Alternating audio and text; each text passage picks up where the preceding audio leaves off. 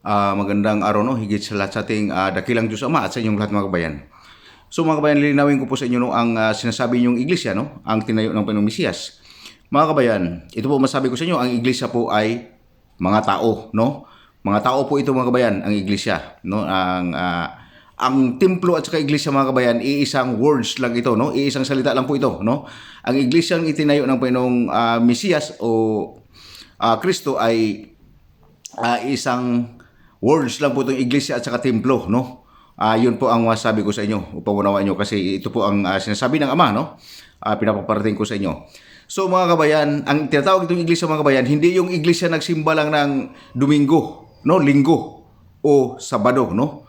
O Biyernes, no? Ang sinasabi ng Ama rito, ang iglesia po ay, ang kanya pong iglesia ay dumadalangin sa kanya po araw-araw upang unawaan yung mga kabayan, no?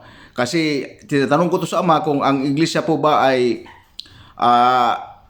tawagin po ba silang iglesia na tuwing Sabado lang magsimba o tuwing Linggo lang ay hindi po, no? At tuwing Huwebes lang at Linggo ang simba, hindi po sila mga iglesia mga kabayan. Hindi po kayo mga iglesia pag ganyan po ang ano ninyo, no? Ang pag lumapit kayo sa ating dakilang Diyos Ama tuwing samba o tuwing simba lang ay hindi po kayo mga iglesia, no? Kasi ang sinasabi ng Ama, ang kanyang iglesia po ay dumadalangin sa kanya araw-araw, no? Lahat ng panahon, no? Lahat ng panahon po, lahat, walang bakante, no? Kasi nakalagay naman po talaga ito mga kabayan, no? Na ito po ang tinuturo talaga ng ating Panginoong Mesiyas, no? Na ibigin mo ng buong puso mo, buong pag-iisip mo, buong kaluluwa mo, buong lakas mo, no? Ang Diyos Ama, no? So, lahat ng panahon ito mga kabayan, ito po ang tinatawag na iglesia. Wala po sa inyong tumama, no? Upang maunawaan ninyo, wala po sa inyong tumama, no? Kung mayroon mang tumama sa inyo, ay pero wala po eh. Ay sinasabi ng Ama, wala po talagang tumama sa inyo kahit isa, no? Kasi ang kanyang iglesia po, dumadalangin po sa kanya araw-araw, no? Lahat ng panahon po, dumadalangin sa kanya. Ayon po ang sinasabi ng Ama, no? Hindi yung iglesia nagsimba lang ng Huwebes sa kakuan, Linggo, no? Hindi po iglesia ang tawag po doon, no? Mga kabayan, sabihin ko sa inyo, pati yung Linggo o Sabado lang nagsimba, no? Ang tawag po doon mga kabayan ay kambing. Ito po ang sabi ko sa inyo, no? Hindi po sila mga tupa. Di po kayo mga tupa, no? Ito sabihin ko sa inyo. Kasi sinasabi ng Ama, tinatawag na iglesia, sinasabi ng Ama sa akin na ang kanyang iglesia ay lumalapit sa kanya araw-araw o dumadalangin sa kanya araw-araw. Ito po yung iglesia ng dakilang Diyos Ama, no? O Panginoong Mesiyas, no? Pakatandaan po ninyo, ang templo po na tinayo ng Panginoong Mesiyas ay ang tao at ang iglesia iisang salita lang po ito mga kabayan. Ang tao at saka iglesia ay ang templo at saka iglesia mga kabayan ay iisang salita lang po ito, no? Wala po itong pinagkaiba sa pagtubos, no? At saka pagliligtas, no? Yan po ang katotohanan upang maunawaan niyo. Kasi ito po ang pinaparating ko sa inyo kasi tinatanong ko sa Ama kung ano ba po talaga ang kahulugan ng iglesia. Ang iglesia po ay sa kanya lumalapit, walang bakante araw-gabi, no?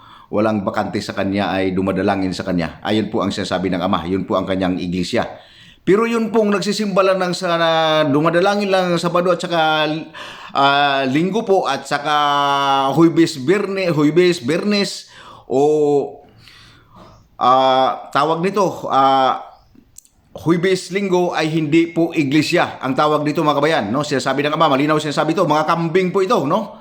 Mga hindi po ito ang kanyang tupa. Ayun po ang masabi ko sa inyo. Pamunawaan ninyo. Nililinaw ko po sa inyo to, no? Kasi po kuan kayo kung kayo ang iglesia o si ganito, no?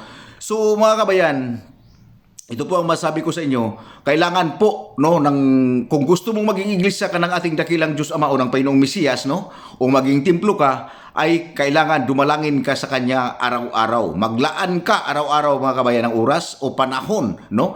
Kahit nasa labas ka na, nagtatrabaho ka, lagi mong tawagin ang dakilang Diyos Ama at ang Panginoong Mesiyas at ang Banal na Espiritu. Ito po ang sinasabi ng Ama na tunay niyang iglesia, no? Hindi po yung magsisimbala ng Huwebes sa Linggo, Sabado o Linggo, no? Ang pagsamba. Pag ganito kayong klaseng tao, mga kabayan, huwag kayong umasa na iglesia kayo, no? Kasi yung hinaharap ninyo, labo pa, no? Sa sabaw ng pusit, no? Sa Bisaya pa, lubog pa sa sinabawang nukos, no? Sa alkitran, madilim pa sa alkitran, mga kabayan. Ayon ang katotohanan. Pag yan yun po ang sasabihin ko sa inyo, no?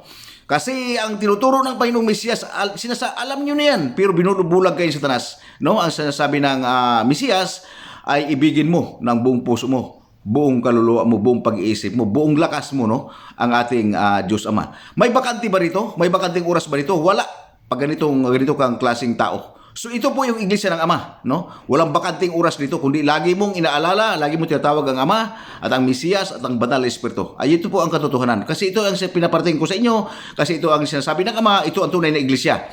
Ang templo at saka iglesia iisa lang po. Isang words lang po ito, no? Kasi ito po yung templo ng ang katawan ng tao po, sasabi ko sa inyo, yun po ang templo, no? As sinasabi ng Ama. At yun din po ang iglesia niya. Yun po ang katotohanan para unawa nyo. So mga kabayan, sana malinaw sa inyo, no? Kasi ito lang po, pinaparating ko sa inyo, no? Kasi pinapaano ito ng Ama. Ipapaliwanag po talaga sa inyo. So mga kabayan, no? Hanggang dito lang, magandang araw. Higit sa dakilang sa inyong lahat, mga kabayan.